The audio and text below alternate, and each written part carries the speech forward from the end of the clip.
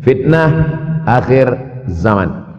Saya nak menjelaskan tajuk kita subuh ini. Fitnah, terjadi banyaknya siksa-siksa. Akhir zaman, di ujung zaman. Menunjukkan dulu ada awal zaman, sekarang ada akhir zaman. Ada awal masa dunia, kita sekarang sudah berada di ujung dunia. Manakala Nabi Muhammad SAW Isra dan Mi'raj, dia melihat dalam perjalanan Isra Mi'raj itu ada seorang perempuan tua yang sedang bersolek. Jadi perempuan tua bersolek ini sudah nampak Nabi sejak masa Isra Mi'raj lagi. Jadi jangan terkejut bila sekarang nampak ada orang tua bersolek. Dah lama dah. Kata Nabi kepada Jibril, apa itu wahai Jibril? Kata Jibril, itulah dunia. Dunia sudah tua, tapi dia tetap juga ingin menampakkan dirinya muda. Dunia ini sudah tua, tak lama lagi akan hancur binasa. Idza sama'um fatarat, langit terbelah. Wa idzal kawakibun tasarat, planet-planet akan hancur berkeping. Wa idzal biharu fujirat, lautan akan meletup naik ke darat, hancur semuanya. Wa idzal quburu bu'athirat, dan kubur akan dibangkitkan. Semua yang ada di dalam tanah ini akan bangkit. Alimat nafsum ma qaddamat wa akharat. Kenapa tanah ini tidak bergulung? Kenapa tanah ini tidak bergoncang? Kenapa kulit tanah ini tetap stabil? Sebab ada pakunya. Seperti kertas yang ditempel di dinding, datang angin kencang. Manakala angin kencang datang, kertas tak bergoyang sebab ada pakunya. Apa paku tanah ini? Surah An-Naba juzuk 30. Wal jibala autada. Kami jadikan bukit-bukit, gunung-gunung sebagai autada, pasaknya. Kalau kita membuat kemah, ada tiang. Tiang ini bergoncang. Bagaimana supaya tiang ini tidak bergoncang? Pasang pasak-pasak di tepi tiang. Pasak dunia ini adalah bukit-bukit. Kalau kita menengok ada bukit, maka sebenarnya sepertiganya saja yang ada di atas. Bukit yang besar di atas itu sepertiga. 2/3 bukit terhunjam, tertanam ke dalam tanah. Wal jibala autada. Tapi sampai masanya nanti bukit ini akan tercabut. Wa takunul jibalu kal ihnil manfush. Wa takunul jibal, bukit-bukit kal ihni, seperti bulu kambing. Manfush, bulu kambing yang dihembus angin. Hebatnya ayat-ayat Al-Quran itu, Allah memilih kata-kata sesuai dengan keadaan. Sembayang malam berat, nak jaga tidur malam berat. Kata berat bangun malam itu mengucapkannya pun berat. Wa minal laili fatahajjad.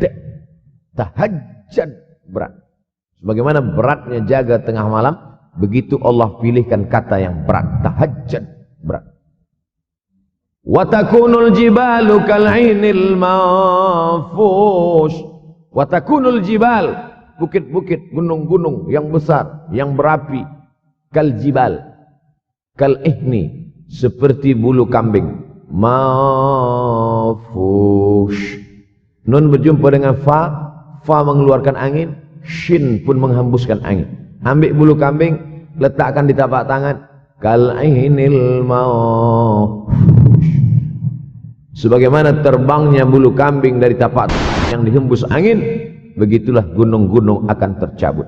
Kalau gunung-gunung yang besar, gunung yang dari batu, gunung yang berapi, yang mengeluarkan lahar, itu tercabut dari tanah seperti bulu kambing dihembus angin. Bagaimana agaknya kita nanti? Tak tahu entah macam mana. Macam butiran debu-debu, macam butiran tepung yang dihembus angin kencang. Wataran nasa sukara. Selepas gunung-gunung itu tercabut, lalu tanah ini bergoncang, kau lihat manusia macam mabuk. Wataran nasa sukara. Kau pandang manusia macam mabuk. Wa mahum bisukara. Mereka tidak mabuk. Mereka berjalan bergoncang bukan kerana mabuk. Walakin azaballahi syadid. Kerana azab Allah itu amat sangat kuat. Oleh sebab itu dianjurkan membaca tafsir juzuk 30. Syekh Muhammad Abduh, tafsir Al-Munir, tafsir Al-Manar yang ditulis oleh muridnya. Dia bagi tazkirah saja, dia tak ada menulis. Tapi kemudian muridnya Rashid Ridha menulis. Itulah dia tafsir Al-Manar. Dia tidak memulai tafsir dari juzuk 1 Al-Baqarah, tapi dia mulakan juzuk 30. Sebab apa? Sebab mengkaji juzuk 30, amma yatasaalun 'anil naba'il 'azim alladhi hum fi mukhtalifun kalla saya'lamun. Bercerita tentang hari kiamat. Orang kalau sudah bercerita tentang hari kiamat, datang rasa takut, datang rasa cemas, datang rasa khawatir, kita akan mati, dunia akan binasa, apa yang akan kita bawa? Selepas dia mengkaji juzuk 30, datanglah semangatnya, khusyuklah dia salat. Datang semangatnya beribadah, datang hilang rasa cinta harta, dia akan berwakaf, berinfak, bersedekah. Maka fitnah akhir zaman ini perlu dikaji selalu supaya kita mendatangkan khusyuk dalam hati, takut dalam hati, ridha menerima keputusan Allah Subhanahu wa taala. Fitnah akhir zaman. Hadis yang saya pilih diambil dari kitab Sahih Al-Bukhari. Pendek saja, Sahih Al-Bukhari. Tapi sebenarnya judul kitab ini panjang. Al-Jami' As-Sahih Al-Musnad Al-Mukhtasar min umuri Rasulullah SAW wa sunanihi wa ayyami. 7. Disebut dia Al-Jami' kerana dia mencakup 3 aspek: akidah, ibadah, akhlak. Al-Musnad kerana hadis-hadisnya bersanad dari Imam Al-Bukhari sampai ke Nabi Muhammad sallallahu alaihi wasallam. Ada silsilah. Al-Mukhtasar kerana dia ringkasan 7.275 hadis sahaja. Padahal hadis Nabi banyak, maka dia ringkaskan, dia kecilkan menjadi 7.275 hadis.